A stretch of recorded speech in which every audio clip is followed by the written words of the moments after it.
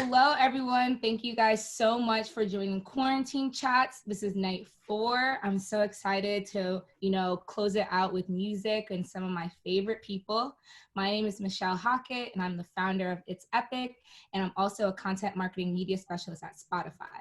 So a little bit about It's Epic. It's Epic is a creative and professional networking platform that's looking to connect creatives and professionals with other dope creatives and professionals. So if you're a creative, a freelancer, a strategist, you name it, we are hoping to aim to connect you with other businesses that are looking for your services. And then on the other end, if you're a business, an entrepreneur, an artist, we're looking to connect you with creatives and professionals who are needing of your service. So if you're interested in joining our network, head over to itsepicgroup.com and join.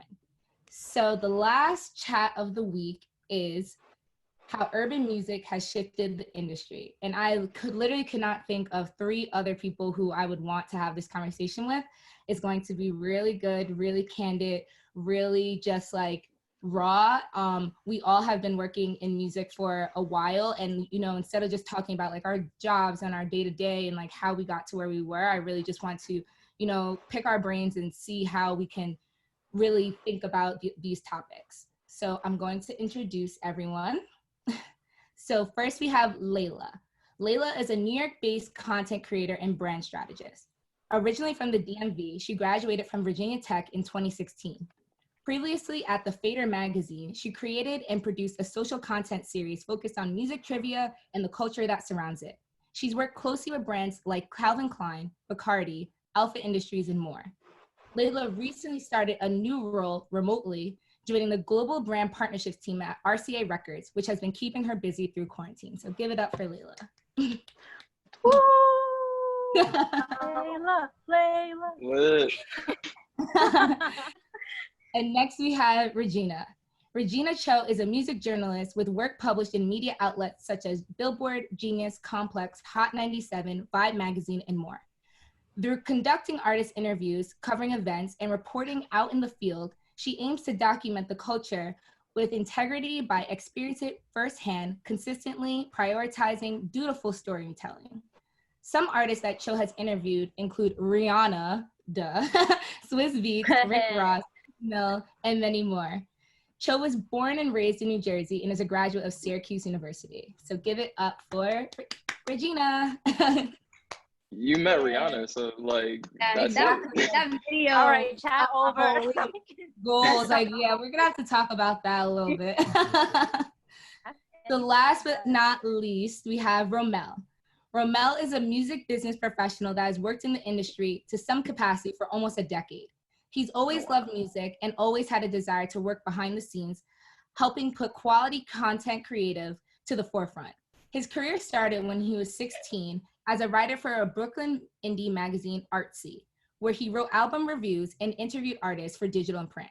While attending St. John's University, he was the music director and radio host for a campus radio station, WSJU, while also earning internships at BET, Atlantic Records, Power 105, iHeartRadio.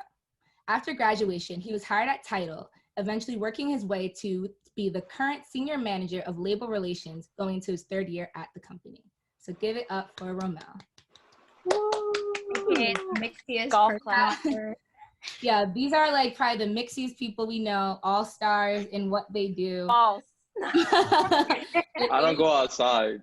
All the time. Now you don't. So, I mean, now we don't go outside, but when we're outside, we're outside. We see each other everywhere. So I really want this to be as informal, and I want to be as engaging for everyone. So we have the Q&A section down there. We have the chat. So, keep on like getting going. Like we want you guys to ask as many questions you want, whatever topics that you guys want us to talk about. We don't just want to, sit here and talk forever at you guys. So yeah, let's make it a fun night. So the topic tonight is how urban music has shifted the industry. So I guess my first question is, well, I guess going back, like, I feel like now urban music is really becoming the new pop. Like everyone, is doing these TikTok dances to hip hop and rap. And like, we have these little 16-year-old people saying like, oh, like we see Tekashi 6ix9ine, like it's just been like, why has urban music become so popular, back in like the 90s and the 80s, like hip hop was really not as popular as like the rock and you know, everything like that. So I guess I want to ask you guys, what is your definition of pop music? Is it different than what our culture sees as what pop music should be? So I would define pop music as literally popular music, right? And like what people are listening to. And I hate that I'm even saying this, but kind of to your point about like what caused that shift into more of an urban definition of pop, I guess. The first person I think of is literally Drake. And despite I Was that on purpose? you know on purpose. But it's funny because I feel like right now Drake is the definition of like a pop star, right? And I think he has a really unique way of just mixing a whole bunch of genres, which leaves it vague as to like what is pop music traditionally. And it's funny because we kind of forget that Drake is an actor first and foremost. So he's able to adapt and become different things. So for him to succeed and like be the you know, I think he was like Billboard's, and Regina, you can correct me on this if I'm wrong. But Drake was like Billboard's like top artist of the decade, right? Yeah, I believe so. Okay. So, but yeah, it's like you only do that if you're able to like very smoothly shift from like genre to genre. So I think that pop music in general is genreless. It's just essentially like what's lit at the moment. Like what are people bumping at the club? What are you listening to outside? Fair. For sure. I think like it's twofold, right? Like pop music, there's the label structure of pop music, which is your Katy Perry's, your Taylor Swift's. Like pop music has just become your standard 3.5 minute song with like 16 bars and like repetitive, stuff. But then there is the actual literal definition of pop music being popular music. And then that's, I think, when you can consider hip hop as part of the actual definition of pop music, opposed to like the label structure and the radio structure of pop music, because there's always this discrepancy over like radio treats it different than what we treat it. It's all this weird stuff, but I think it's twofold. Just one is the actual sound, and one is actually just Billboard Hot 100, like whatever is on there. Yeah. So true. I like how you guys are like saying there's a distinction between like popular music and like what people think pop music is. So the term pop music is actually like I was talking to somebody today about me being excited to do this because I really like this topic and I was like, I don't know if I should do it. So like, I don't know if I should like really delve into like how I perceive pop music now, because when I learned that the term pop music, like the term like pop music industry, when it first originated was honestly like a highly discriminatory like way to basically like upkeep white supremacy in the music business, to be completely honest. Like so when it originated like years and years ago, why it originated was because the pop industry wanted to get people to believe like pop music literally means popular music, but that's really not what like the actual popular music was. So then when in reality it's a very like what we hear in top 40 is like a very curated list of like artists, white artists, and songs that radio programmers like determine like, okay, this is what we're gonna tell them is popular. So that's why, and that has just been happening for so long, which is why like we think, oh, pop music, that sound, that like bubblegummy, that's why we think of it like that, when like in reality what popular music actually is has always been like urban music, like really like, and more importantly music made by Black people. And then like when radio programmers were sick of like programming so much R&B and stuff, they were like, no, we're gonna replace it with like these boy bands and this like Katy Perry type stuff. No offense to like Katy Perry lovers and stuff like that, but like that's literally what happened. And then what people were actually listening to was more reflected in the Billboard Hot 100, which is basically why you could see like the people's choice, like a Big Ol' Freak or like a Hot Girl Summer actually rise up the charts. That doesn't reflect like top 40 pop radio until like weeks after. And so what we see as like the pop music industry is actually like super curated, and not, my point is like, it's not really what is genuinely popular. It's people deciding that. And then so it's just like important to address that, like, because when like we don't realize it's being curated, we're being tricked into thinking like, oh, this is what pop music means, and that bleeds over into now, like maybe rappers like thinking like, oh, like subconsciously thinking like, oh, I need to like hit that like pop sound, when like they've never really had to do that to have a radio hit in the first place. That's just what we're being told. So like, so my idea of like pop music is kind of like, yo, I don't really know like what really is it. So like we're always being told all the time. So yeah, it's like super complicated. So to your point, like what you just said though, like how it's super hyper curated, and like we have people all around us influencing what we listen to, what we wear, all of these different things. Like so back to Michelle's point about like what shifted the traditional sense of like pop music to what we now know as pop music being urban, whatever. I honestly think social media has a lot to do with it. And, you know, I'm gonna say something that might sound wild, but I really feel like one of the pioneers in urban music is Soulja Boy. And the reason why I'm saying that is like that is not wild. Please go on. I know, but it's like people always have like a very like iffy view on Soulja Boy overall. But like when you look back and think about how Soulja Boy kind of popped up on the scene and how he used like sites like LimeWire to do that, and like MySpace, it's really crazy how like traditionally you would never see Soulja Boy on a billboard in the early 2000s. Somebody like Soulja Boy. You only saw like the Britney Spears, the Christina Aguileras, the Backstreet Boys, that kind of thing, in like the late 90s, early 2000s. But I think that with social media and giving people the opportunity to self-promote, it's kind of shifted what we personally think is cool and what we want to listen to. And then overall, like that gets to the people who end up being decision makers in the industry, and it influences the type of content that they're pushing out to us. Facts. That is so Big true. facts. Like, like honestly, Soulja Boy wasn't on a billboard in 2000s. He might not be on a billboard in 2020, but like he really did. He was one of the first people to really get, I guess, the mainstream music like aware of what these artists were doing. So I guess that kind of leads me into my next question. Like, who do you think was that pioneer? Who helped shift hip hop and R&B to move into that mainstream pop music space? Because honestly, people weren't listening to Boosie, they weren't listening to T.I., like they weren't, like white people weren't listening to these people, but now it's like hip hop and rap and R&B is so generalized, like for everyone. I don't know if it's a person, more of just the importance of the blog era. I think like the level of access the internet gave, to Layla's point with the internet, like the level of access just really changed everything. Because before you had to rely on the radio, you had to rely on things that were curated for you, for your hometown, for the people. And then all of a sudden you could go to, you know, Pigeons and Plains or Complex or whatever some 22-year-old editor from LA thought was cool. You got put on to new things. And then that leads into the creation of streaming and the ease of access to music. Just to tie back to Soulja Boy real quick, like that was all Fruity Loops Productions, right? It's super easy to make that beat.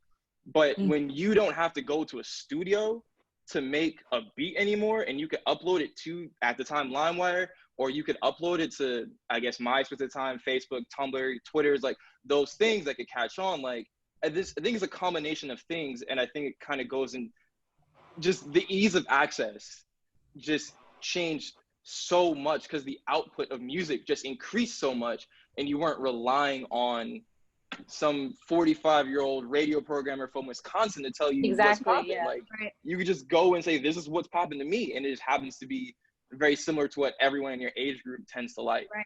Yeah. That's a good point, because like when I was explaining like the origin of the pop industry and what they were trying to do was basically be gatekeepers. And like now that what you just said, Romel, like now that radio, we're not relying on radio to be our only method of like music consumption and discovery. And now we can actually see like, okay, this is what y'all told us the top 40 was. No, but like the streets are saying, like the internet is saying it's Soulja Boy, it's Nelly, it's like these people. So that's when it really changed too. Yeah, like this question was hard because like I couldn't really pinpoint like who really broke that.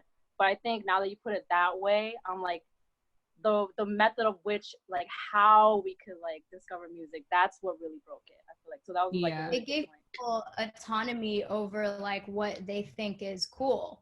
versus like relying on radio or other platforms to tell you what's cool. And I think that like really caused a major shift in the industry overall.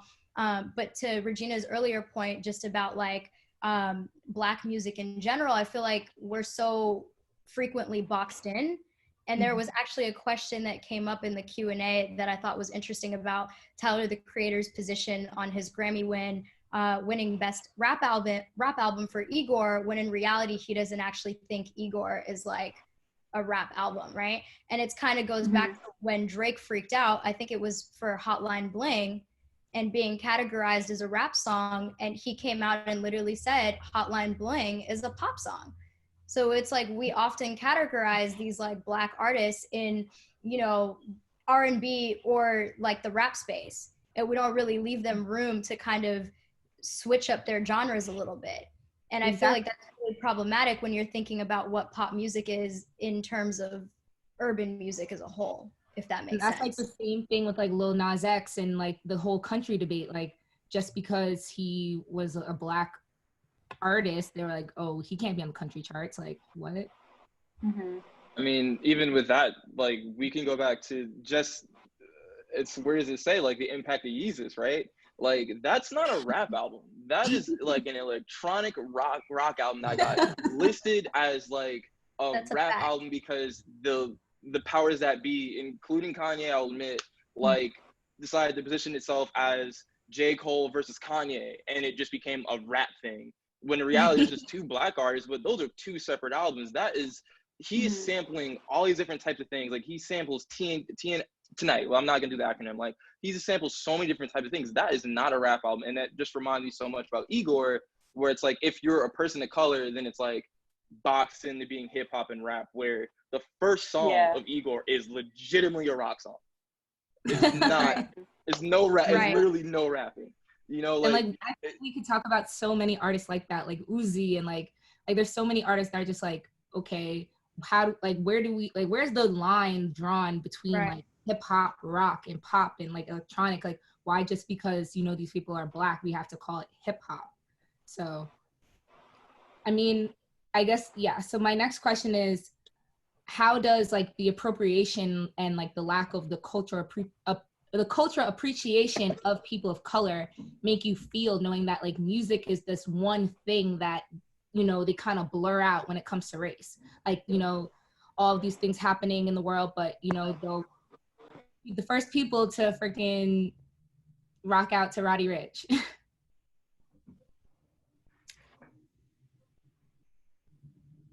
it honestly, like, I'll go, like, it makes me feel like shit. I'm gonna be honest, like, and it always has, you know, like, just the boxing in, no pun intended, of just Black artists has always sucked. And you could take it back to, I mean, I'll go to the disco days, and you have all these amazing disco funk acts that didn't get the credit because the Bee Gees made Staying Alive, and all of a sudden, like, disco's the hip thing, but like that sound, that funk like sound, has been a thing in the Black community for at least a decade, right?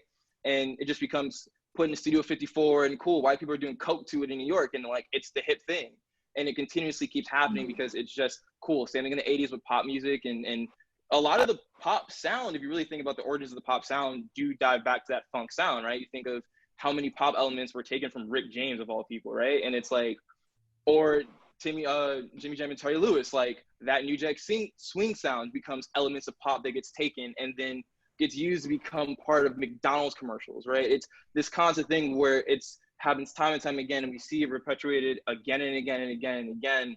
Even now to TikToks, where you have white kids that aren't, I don't think, doing it on purpose, and I mean, like, that's what they see it is pop music in their head, like, but doing remixes of the box, right? And then it's become the thing where the lifestyle that Roddy Ricch is talking about on that album, which does get kind of lost in sometimes due to the concept of the music, of that Compton lifestyle, is just a joke. Like, I saw this YouTuber, this like 12-year-old white kid that perpetuates like this fake tough guy because he knows it's a laugh and it'll get him subscribers, and that the internet will freak out.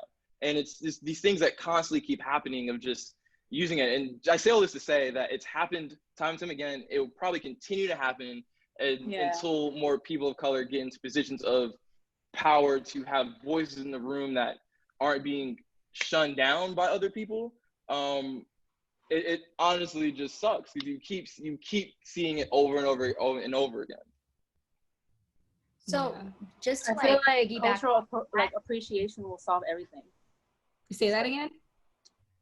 I think like just the appreciation will just solve like everything, because like music is such a universal language, and it's gonna get like, it's just gonna keep on getting more global. So like, but credit is the most important thing, and like the spreading of like all this music and like hip hop and stuff, and like over to like Asia, to Europe and stuff, and like when like hip hop originated where? In New York. But like all that pushback and like all this like criticism will just be solved if you really pay homage to the right people. So I feel like once that appreciation is there, all these walls will be like breaking down. But like I think it's getting better as people are getting like called out, and like people are, you know, so as people are being held more like accountable. So yeah. So to Romel's point, like earlier, you know, we all know that little Richard died this past weekend. May he rest in peace. And it was interesting to see like just the internet's take on that, because little Richard is known for being like, you know, the originator of rock music, when often that title is credited to like Elvis, right? yeah. And it's crazy to me because that to me is appropriate. It's like the most like concrete black and white definition of appropriation is just that association that Elvis is the king of rock music, right? And then it kind of just reminded me, like in preparation for this discussion, I was actually watching this old interview from 2002. It was a Lil' Kim, Carson Daly interview. And Lil' Kim was talking about, Romel's laughing at me, but like, hey, I don't know how. Why are you laughing? I just like, you just threw Carson Daly in the middle of this thing. Like that was not where I thought you were gonna go. I know, but hear me out. There's a point to this. But it was funny because Carson Daly was asking Lil' Kim, it was like the beginning of her career taking off. And he basically asked her this question about like, I think she had recently just gone to an award show like after when they were having that interview. Mm-hmm. And he asked her like who she was the most excited to see, because when artists are emerging in their career, obviously they're just as hyped to like meet their like icons as we would be, right? As like regular people. And Lil' Kim was talking about how she saw Britney Spears backstage at this award show and got really, really excited about it and was super amped. And one of the photographers like introduced her to Britney and wanted to take a picture of them together. And Britney was just kind of like, nah, I don't want to take a picture with Lil' Kim. Right. And it's crazy to me because in 2002, the Britney Spears of the world are the ones that you see getting these, like, I think traditionally when we think of like major endorsements, Pepsi is one of those brands that if you are an artist that gets like a Pepsi endorsement, like you've pretty much made it. You've solidified yourself in that pop star level. Right. So to me, it's like in 2002, you had the Britney Spearses of the world like getting those major endorsement deals. And now in 2020, like Cardi B has a partnership with Pepsi. Like if that's not a culture shifter, that's crazy to me. Yeah. It's wild. And it's like, we look at Lil' Kim and you have people like Cardi B, Megan Thee Stallion, like referring to Lil' Kim as somebody who influenced their art. And Lil' Kim is talking about how Britney Spears didn't even really want to like fuck with her like that. That's really crazy. I'm glad you brought a full circle with Carson. But yeah, that it's honestly just like mind blowing how, you know, now what pop music is like, you know, people still listen to the Katy Perrys and the Taylor Swifts of the world, but like people are really loving Cardi and Megan and Nicki and all, like everyone. So I guess my next question is, we have all been in quarantine. We've all been in the house for now 2 months. And we've seen like a lot of things. Oh my God. It's literally, I counted yesterday was like day 64. Wow. Yeah. It's been a wild ride. But yeah, so like we've seen like a lot of things emerge within the hip hop and urban community, like, you know, the verses that we all love, and Tory Lanez's quarantine radio. Like, I guess talking about these things that like, you know, urban artists have done to, I guess, by the time of quarantine, like, would you think this would work in a different genre, or have you seen this being done with different type of artists to the capacity that these urban artists are doing it? I think like I mean, other genres will definitely try, but I don't know if it's gonna be the same like essence, you know, like because what makes it so great is obviously like the actual like live, but like I feel like what really takes it to 10 is like the comments, like the inside jokes, the Twitter jokes, and like I don't know if like any other genre could really capture that. So I don't know. I all in all, I think like there's gonna be some like vanilla version of it, but it's not gonna be as great. I feel like I've definitely seen some EDM artists try to like do like Yeah, how'd that go? I didn't see that, but like how did it go? so we've kind of already seen parts of this, right? Like Benny Blanco is arguably like as kind of much of an asshole as he seems. Like he's one of the biggest producers of our time, right? So Benny Blanco and Ryan Tedder did one. It got championed by Swizz and Timbaland, but like I'm not trying to make view counts as a bar of quality, but it only had like 10,000 views. Like people didn't really know about it. Meanwhile, Erykah Badu and Jill Scott did 750,000.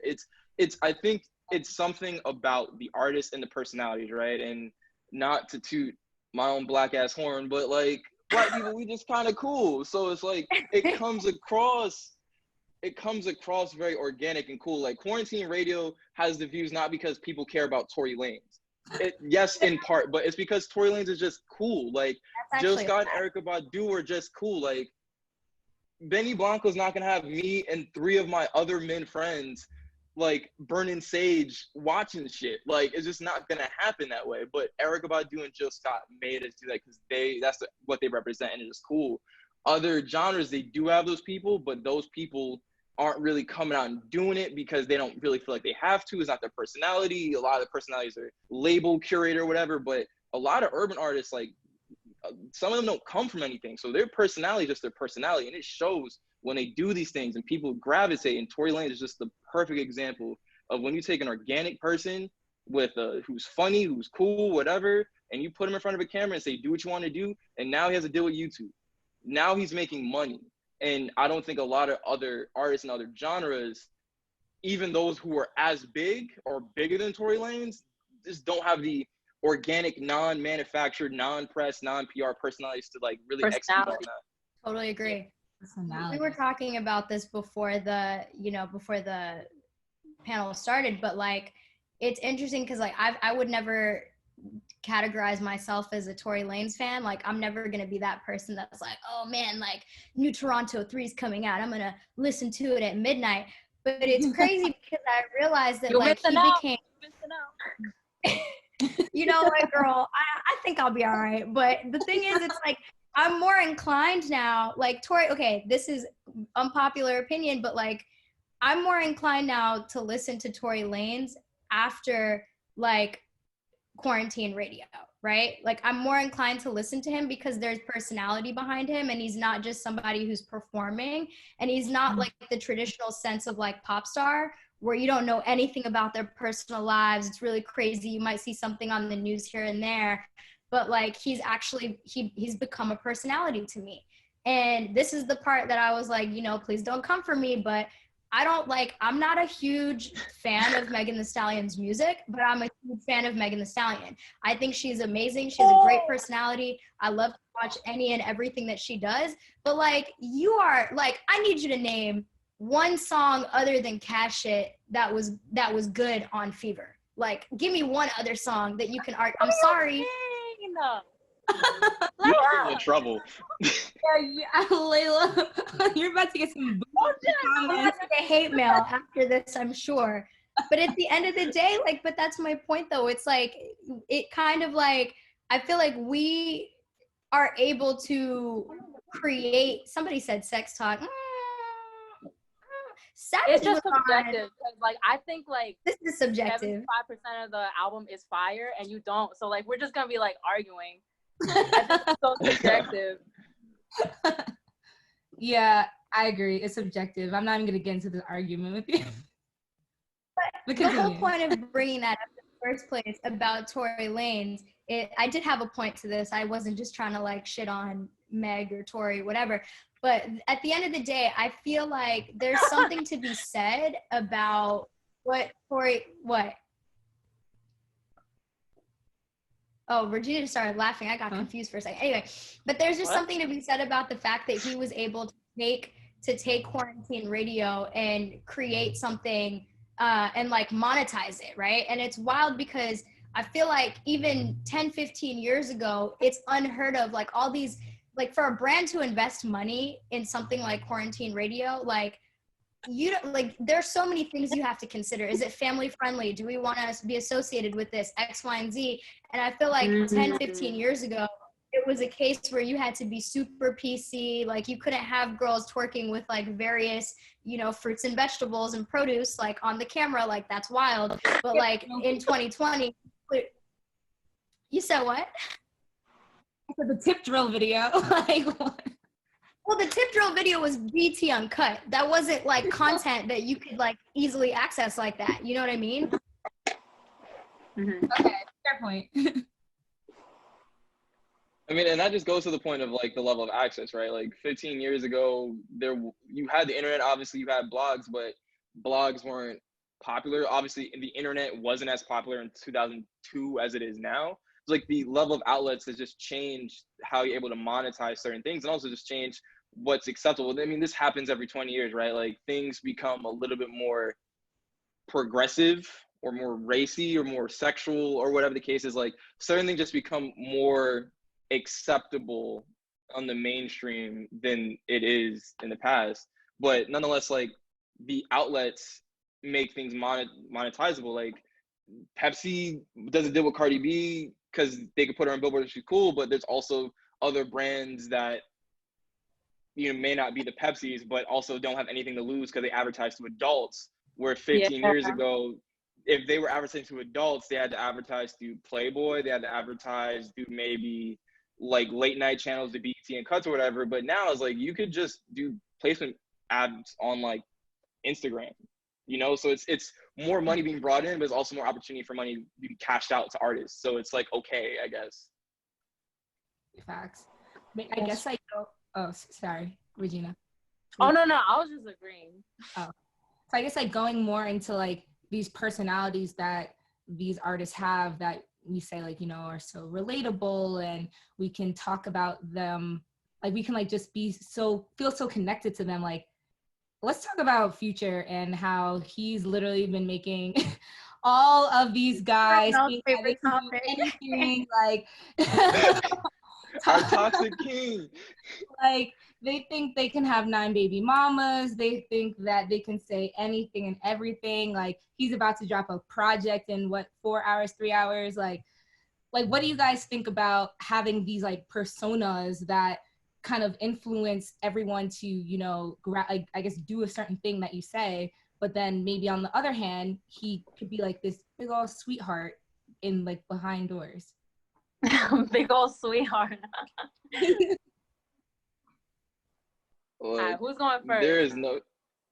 This is Romel's moment. I'm gonna just let him start. Look, there is no difference between. Thank you.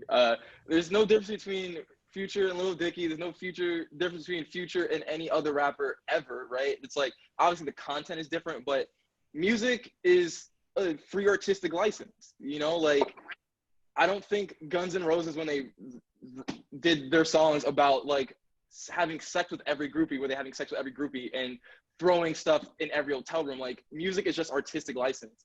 It's on the consumer, just like any other piece of like Grand Theft Auto or whatever, to take things as fact. And Future is a nice guy. Future can rap all these songs for fuckboys all he wants, but that is on the consumer to go, that is appropriate stuff for me to do. Is there some form of responsibility that maybe an artist should have when they know their audience is? Yeah, but especially in this day and age, if Future's statistics say his audience is 14 years old, then maybe he should take more carefulness in what he says. But accountability. But if Future's audience is 18 and up, that's enough for me to know I shouldn't be outside getting woman pregnant and then saying she belongs to the streets and then tweet my baby mom on Mother's Day. Like that's on me, the person. So that's my take on it. You know, people who I think who take certain things seriously with artists, despite the genre, that's on them and their parents. Their parents, though. Their parents. Yeah. I don't know how I feel about as you were talking. Like, I don't know how I feel about this because clearly, like, Future is the toxic king. Like, I'm not one of the people who hates Future. I love Future. Like, and I get that that's a persona, and I get that he's a nice guy and all that, and I get that it sells records and stuff.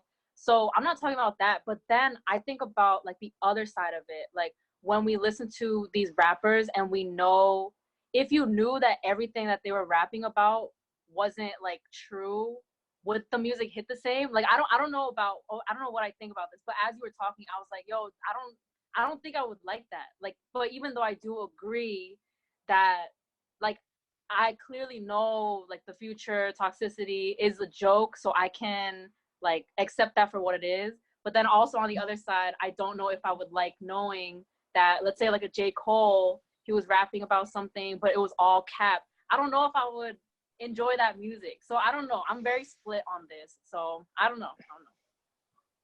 J. Cole cap too. That's a fact. Don't start this. Look, I'm St. John's alum, Cole fan, but like ultimately like rappers, musicians cap. Like they be married, they have families, they have kids. 2 Chainz will rap about all these girls. 2 Chainz has been married for like 15 He's a family years. man. Yeah, but man who loves his kids. No, like it's the same thing as Beyonce creating Single Ladies, which is the anthem. Like at weddings, anytime you hear Single Ladies, you know there's gonna be a bouquet toss. You know what I mean? It's like the I have no man anthem.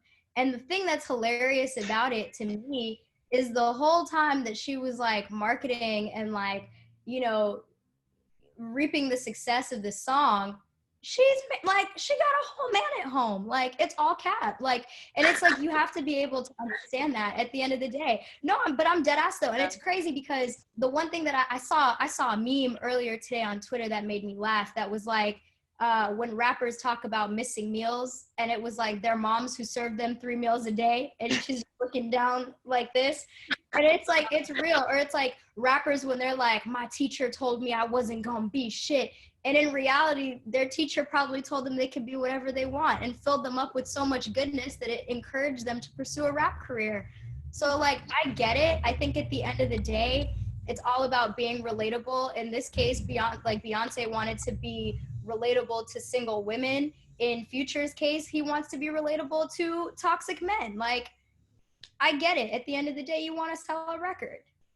Yeah, but I think you gotta like, there's like a point where you can't cap like too much, because then that's when you start losing your fan base, and then you start like seeing it go down. Because like, for example, like J. Cole, yes, he does rap about like, you know, I don't know if I have to keep this family friendly, but you know, he does rap about that type of stuff when he did have a girl like for years.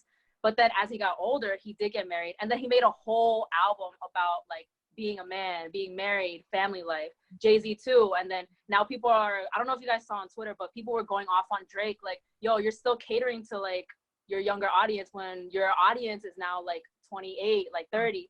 So it's like, yes, like everybody does cap, but I feel like to what extent? Like you have to like balance it sooner or later, especially as you grow like older in your career. I think like that's where I would draw my line. For sure. Regina, like you just made me think of this. I think of somebody who has adapted their music to their lifestyle. Like the first person that comes to mind is Chance the Rapper.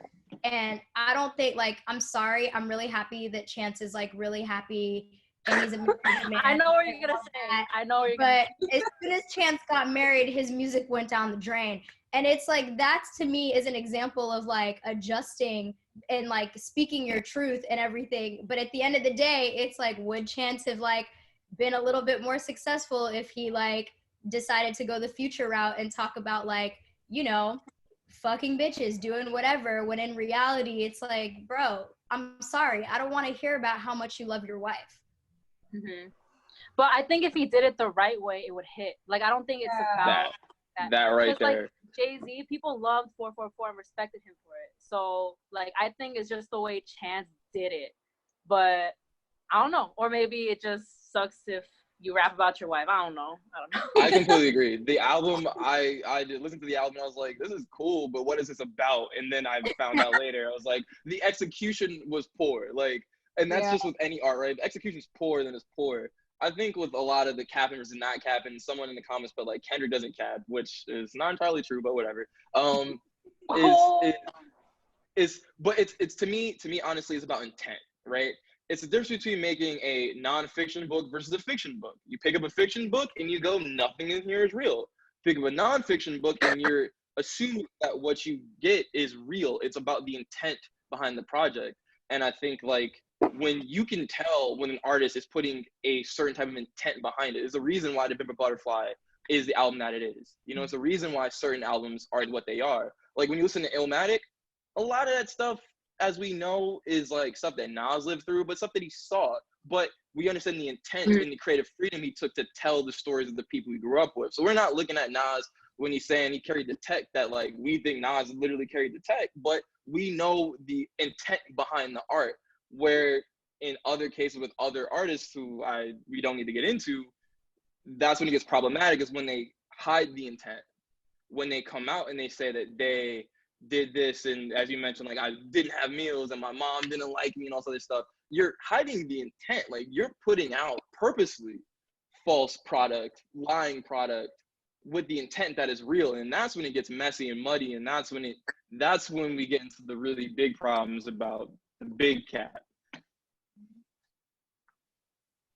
True. Yeah, for sure. Like going back to Regina's point, I think it really just depends on like the image of the artist. Like I'm not gonna want to hear like a Janae Aiko or like a Summer Walker like capping. Like, you know, I want to like relate to these artists because just like the image that they portray. Whereas like a Future, we know that he's coming across crazy, or like 2 Chainz like throwing money in the club when like he really has a wife back at home. So I think it kind of goes back into like, yeah, the intent and like the image that they have. So we have a question from Noamine. She says, do you believe that music will get to a point where there's no/less labels like pop, R&B, country, etc., or just a continuous growth of subgenres like neo soul, country, trap, etc.? I think maybe instead of labels, more genres. What's the question? So I like that comment. Oh my God.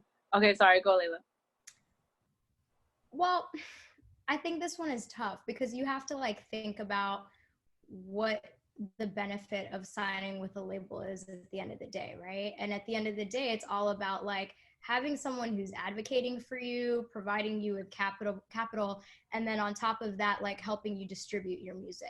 And I feel like with technology, with social media, it's become more common for artists to do those things for themselves. And you can still be a successful, like there are tons of successful artists that like aren't signed to a label, are still considered that like indie category. But I also don't think that that means that labels are going away. Like you just like what, if you're capable of securing like, I don't know, just it's kind of like insurance, right? You have somebody that's like taking most of the risk for you. It's like, why not? So I get it. But I do think that you don't necessarily like need it. You know what I mean? So I feel like it's hard to really say whether or not that's going to be, you know, if that's going to determine whether or not labels are going to like be more prominent or less prominent in the future. Because it just depends on what your purpose is as an artist. Mm-hmm. Wait, are we talking about record labels or like genre labels? I think it was genre label. Oh. To make it clear. Sorry. Yeah. It was a little Everything unclear. you say was facts. Well, I'll say that in terms of the record labels, like Layla, you're right, entirely. I think the one thing on the flip side is like the smaller labels, your independent labels, are just becoming non-existent just because Universal and Sony keeps buying them out. So like the influence of the major label grows while the, you know, other labels, the indie labels, your small labels are just disappearing because you don't need them anymore. And just Universal and Sony, they're just basically loners at this point. So that's my take on that. So like the label is obviously important, but there's less of them. And in terms of genre labels, like that's kind of hard simply because the rules aren't written by the artists. They're historically have been written by radio. And as long as people are continuing to listen to radio, and two, labels are still under the structure of people who have been working in the business in the time of radio, then there'll always be the delineation of categories based on genre.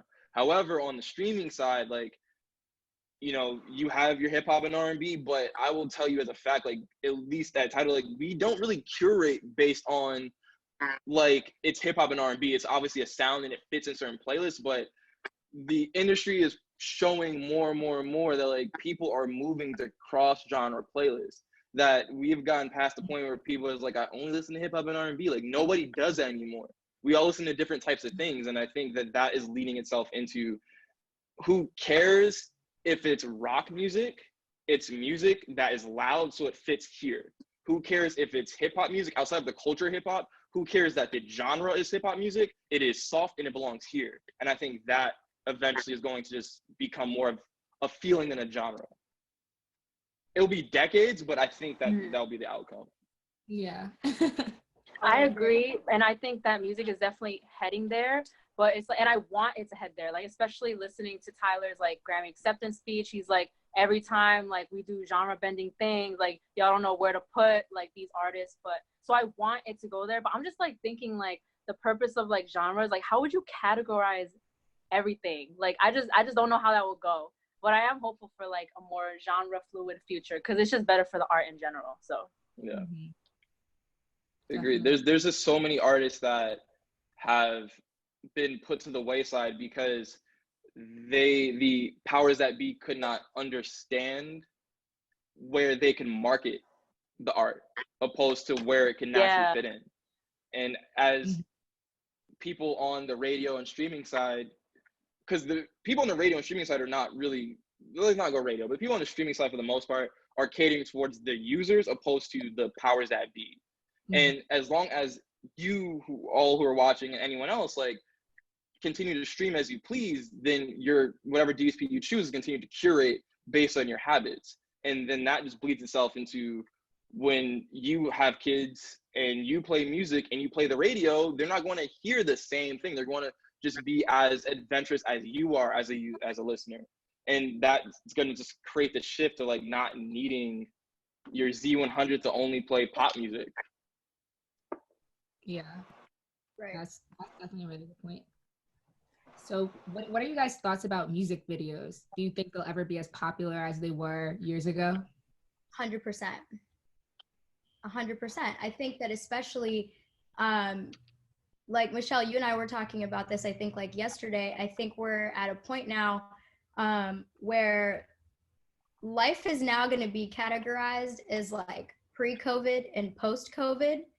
And I feel like in a post-COVID world where we literally have been doing nothing for the last like 8-9 weeks, but consuming content, like people are just trying to figure out what type of content they're going to create and push out there.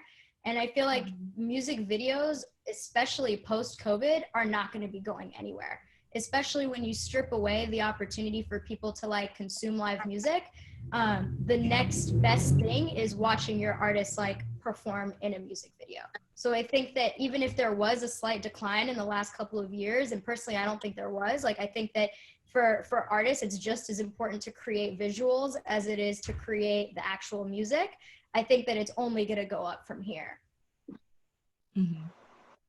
Very good. I agree. I think the world will always need like beautiful music to listen to, beautiful music videos to watch, good articles to read, good books to read. So that's like never going to go away. Like period. Like we'll always need great content in general, and music videos fall under great content. So we're always going to need music videos. Yeah, I completely agree. And as long as people still put stock in the Billboard, and Billboard added that extra influence of YouTube views not outside of YouTube music to count towards Billboard charts, music videos are always going to matter, because if you put a fire video, I think that was a big part with the baby, right?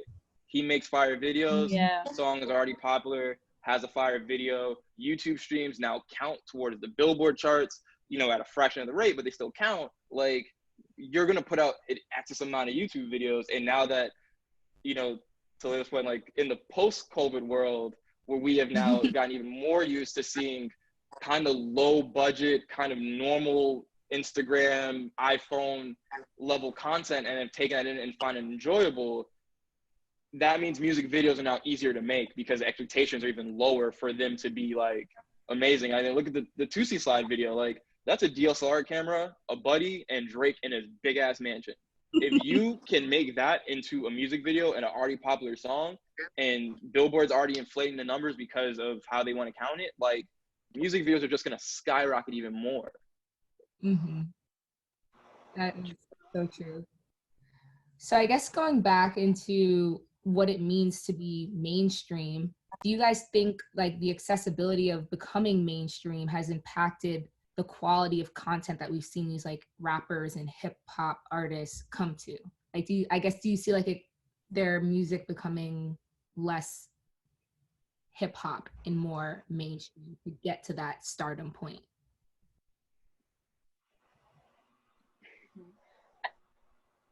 I think I'll go. So I feel like at first people will like try to go that route, but I feel like at the end of the day people will see through the BS. So like if you try to go that route, like maybe you'll have your viral moment or whatever. But at the end of the day, like if you're a real one, you're gonna make like what you want it to make, and then that's what's really gonna work. So like I feel like people like may feel that pressure to cater to more to that sound, but then you're gonna wind up making like what you truly intended to make one day. Mm-hmm.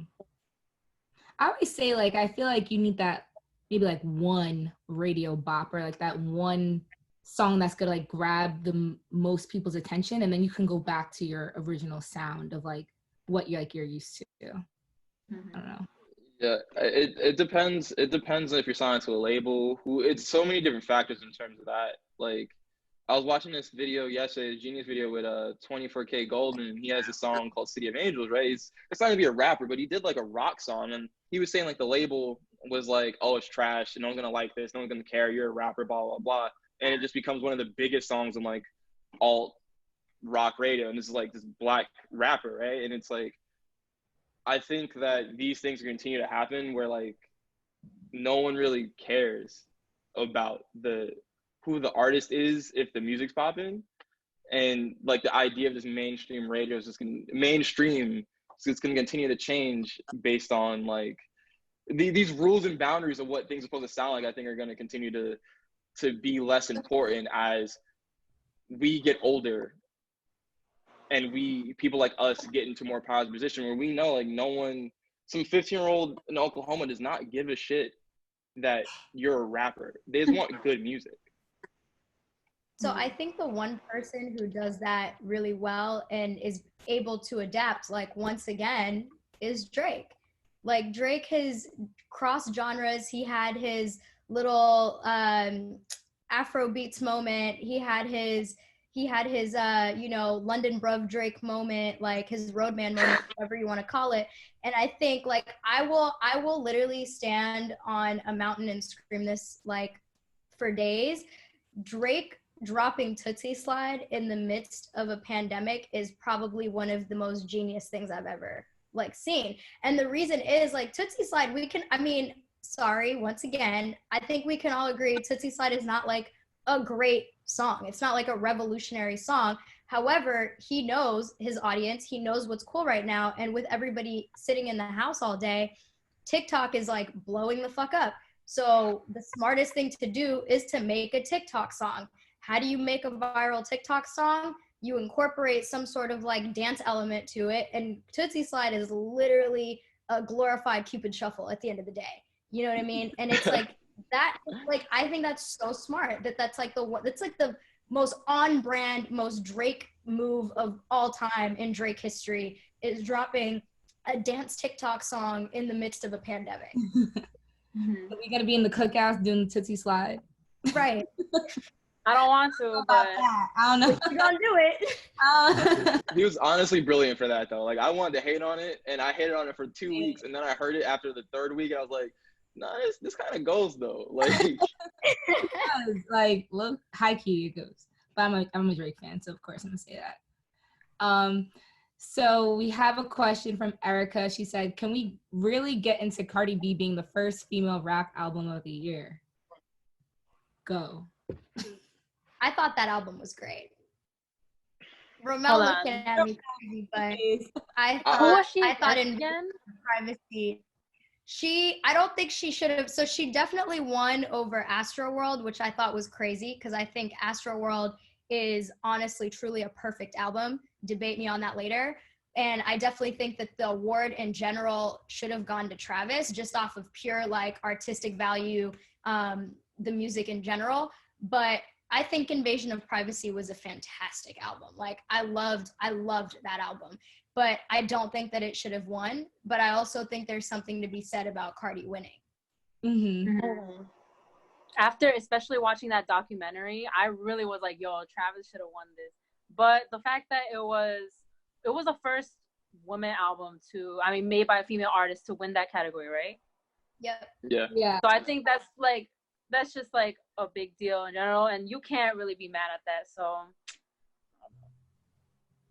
like, I'm happy she won. I was really excited to see that she won. I was excited for everyone that is a fan of her. I'm a fan of hers to some degree. I don't think it deserved to win. The Grammys are kind of bullshit anyway. It's so easy. I feel like it's so easy to influence the winner, and I feel like especially like if you really remember the context of that time, we're talking like peak, at least in music, like peak Me Too movement. It was almost a political thing to give her that. Not saying she didn't deserve it.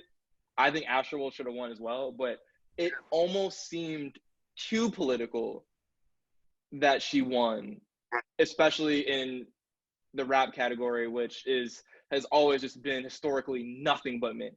I think it was kind of done to make a statement. I think the Grammys were smart by doing it. I think of a couple of special people at Atlantic that just have been in the business for a long time, knew who to talk to, knew what to do, and got the thing done. Still congrats to her though. But I saw it and I was like, this is just the Atlantic Records machine pulling a fast one and a good time to do it. And that's what you do when you work at a label. Like, I don't knock the label for doing it. Get your money. Also, like, yo, this Romel, is like your point though. After dark. But historically, the Grammys have gotten so much criticism for the decisions that they make and the people that they celebrate. So, like, just strictly off of like a business standpoint, a brand standpoint, like, that was honestly one of the best decisions that they could have made, right? Because now people can't say that the Grammys is like anti-women or the Grammys is this or the Grammys is that. I mean, we all know it, but at the end of the day, it's like they can always come back and be like, well, Cardi B won best rap album in 2019. You know what I mean? So it's like, I totally get that. At the end of the day, like, some of these moves are definitely very strategic. Yeah, for sure. It's politicking.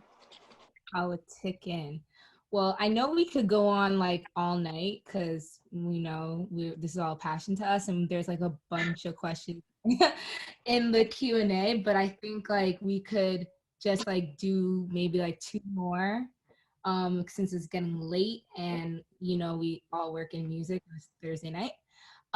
So someone Trevor asks, what music marketing campaign, artist, or single album were you most impressed by or learned the most from about the artist by?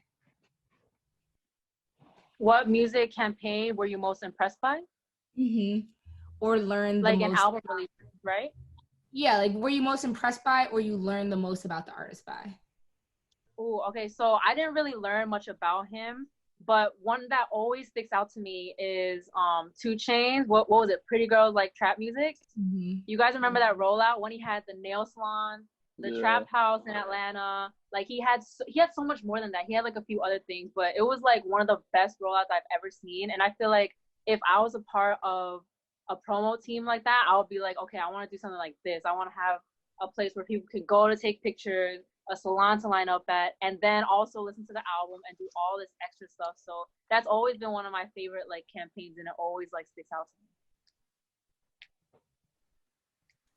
I thought Burna Boy had a great campaign for African Giant. I thought that was so flawlessly executed, with just like using currency to like put his face on it and everything, and just kind of, I feel like, you know, that kind of made Afro beats more mainstream.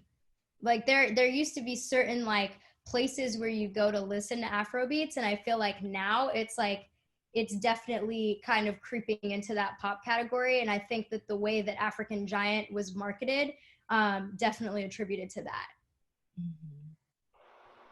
For me, off the top of my head, like I think of Igor, one, because I'm a Tyler fan, but I remember the statues that started popping up around like New York, LA, London, whatever the case is. And it made me think like the last time you had saw Tyler musically, like he was finally accepted in the mainstream, right? Just like, you know, 5-panel hats and like t-shirts and the sneakers, whatever, and just kind of like looked normal for once. And then the very next album, he's in a wig and this, and you don't know anything yet. You just see these Tyler the Creator statues around. And then it's really simple, like these 15-second video drops of the music, which had sounded completely different than before. And you're just constantly hit with, what is going on? What is this look? What is this going on? It was so simple, and so it looks very like cheap to produce in a way, but it just really captivated me. I remember seeing it trending on Twitter because it was like, what is going on with this music? This does not sound like the music that was on the previous album. And then the music came out and I was like, whoa, like this is just different. Simple but effective. Yeah.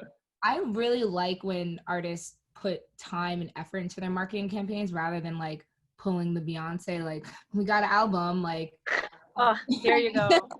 There you go. Yeah. Like, Beyonce, that's the thing. Not everybody is not Beyonce. Like, you need to put money and dollars and effort into your marketing campaign so people can care about listening to your album. But it's amazing that artists still don't realize that they're not Beyonce. It's been 7 years since that, and they still have not learned they're not Beyonce. Yeah, like, honestly, yeah. But you know, Rihanna got to put out the album still, hopefully. So yeah, one last. Girl. We might be outside before Rihanna puts out an album. Yeah, we better be outside before Rihanna puts out her album. I was literally just listening to Annie, like, honestly, like right before this, and I was like, wow, Rihanna needs to drop the album. Okay, so last question. Do you guys want to pick from the Q&A?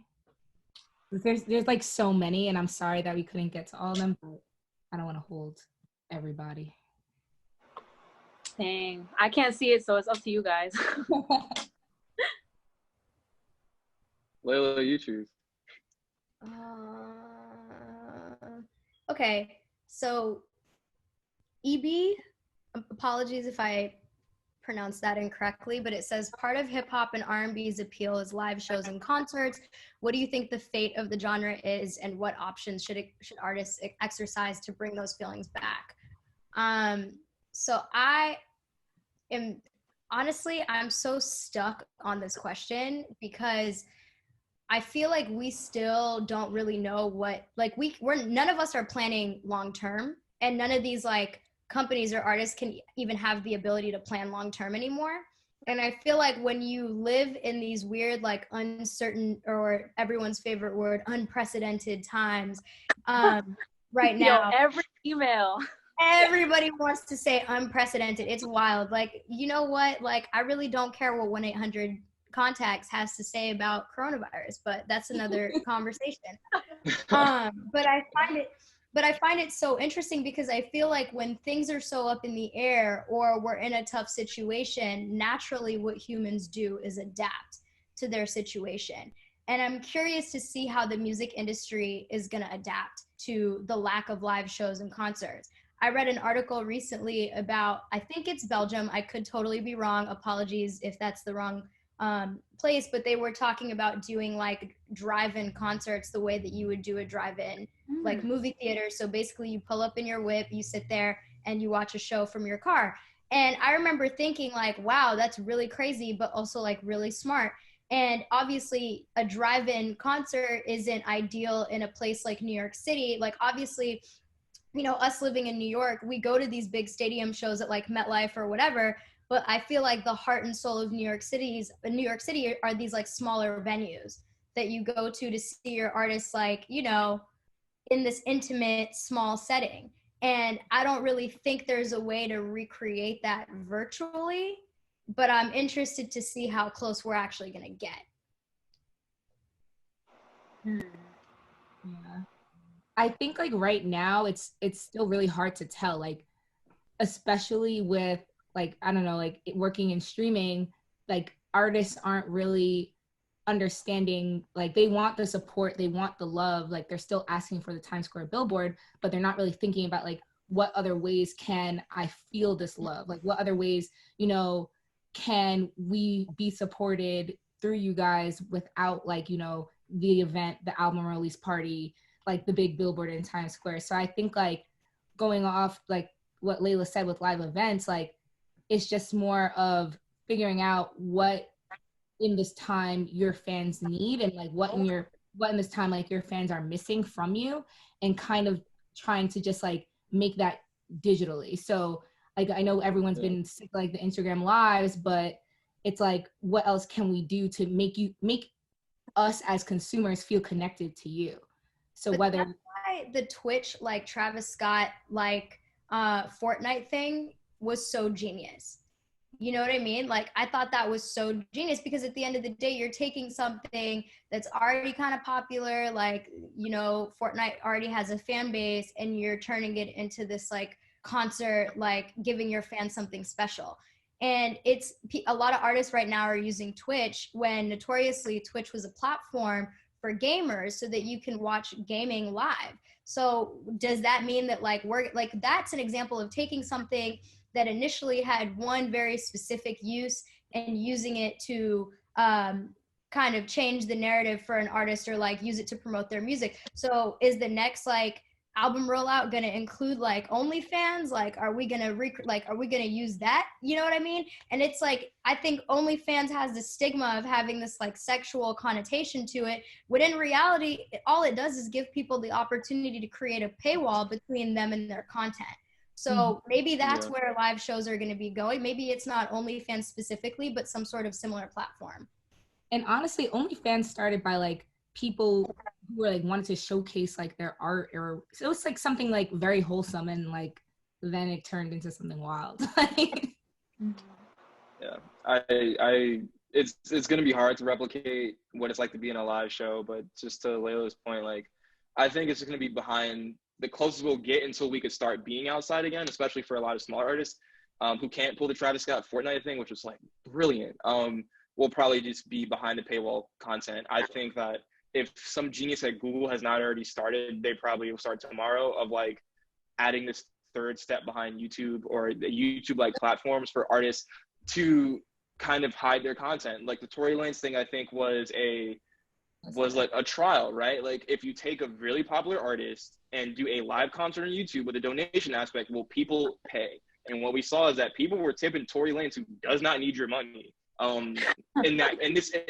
immediate as like the people like your DJs and producers and like bartenders, like he does not need your money like that. But regardless, people are still willing to pay for the experience of seeing someone perform.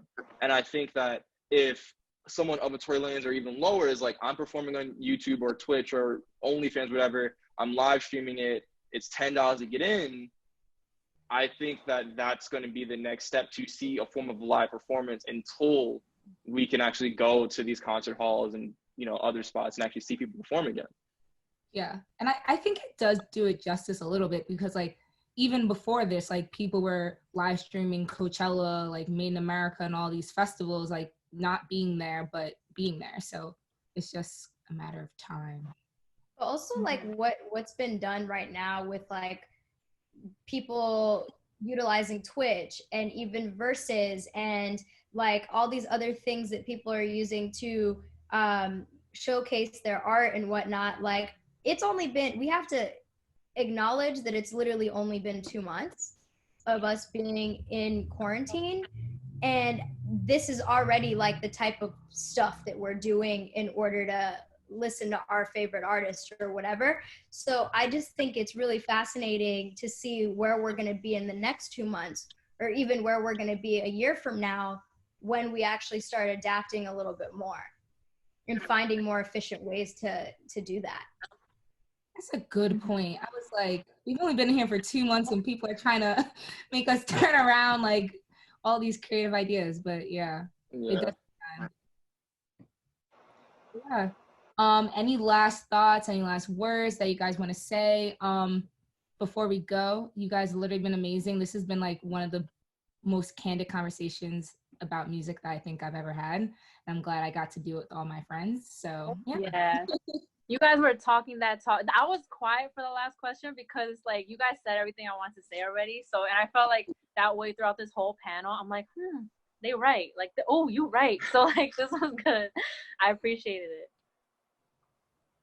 Yeah, this was a lot of fun, and thanks seriously for putting this together and this whole week together. I think what you've done for just this whole week has been great. So thank you. Michelle! It's the finale. Yeah, the finale for sure. Well, you know, everyone stay connected, network, do what you got to do in the comments. You want to drop LinkedIn's, drop Instagrams, all that. Don't send us your music. Don't follow me on Twitter. I can't do nothing for you. I had to caveat that. Don't send me your music. But, you know, we're all very supportive of everyone.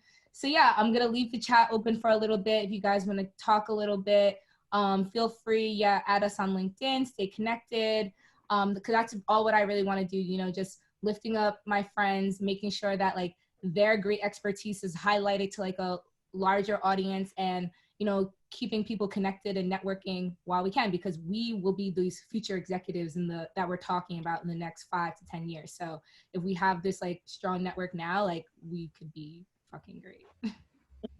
Exactly. Thanks, guys, for joining. Romel, you're so dreamy. Callie Romel is so dreamy. But yeah, thank you guys. Wow, Romel, you got fans? He's fucking with me. Yeah. Seriously. Cool. Maybe I'll play some outro music. What are you gonna play? You gotta pick come the correct. right song, Michelle. Is it gonna be Drake? Is it gonna be the Tootsie Slide? No. I've been really thinking like some Pop Smoke. Like, I don't know. Like, we gotta maybe outside so we can reminisce. Christopher Walken. Layla, have you listened to Simon Says by Meg Thee Stallion? Yeah, maybe now we can have this debate offline. Like, of course I've listened to Simon Says, but like that. You don't like it? That's a glorified, spicy, what you call it, Cupid shuffle too. She literally tells you what you do. Simon Says, put your hands on your. Simon Says, like, no, I'm good. I don't need it. I mean, I guess, yeah, but the difference with that is, like, you said Tootsie Slide is going to be the next Cupid Shuffle. We're going to be doing it at cookouts. We're not doing Simon Says at a cookout. I know. Okay, yeah, that's true. We're not going to do the Savage Challenge at a cookout either, but that doesn't make it good. Sorry. Anyway. Yeah. It's not a bad song. She doesn't make bad music. Bad music. Like, I like Meg, but she has this, like, starting with BITCH, I was like, she got the same kind of flow. Like, I need just to switch it up a little bit. I just want the next project to be more adventurous and show more growth. The Sugar project did not show more growth. She showed growth from project to project. The last project did not show growth. It also, to be fair, is probably a little unfairly judged given her record situation, so it added more light to it. But she has time. Like, she has more than one project to prove herself. I'm not gonna say that she's gonna flop or whatever the hell. But I didn't say that. I'm not like. No, I'm not saying you said that, but like I personally have to preface that for someone comes in my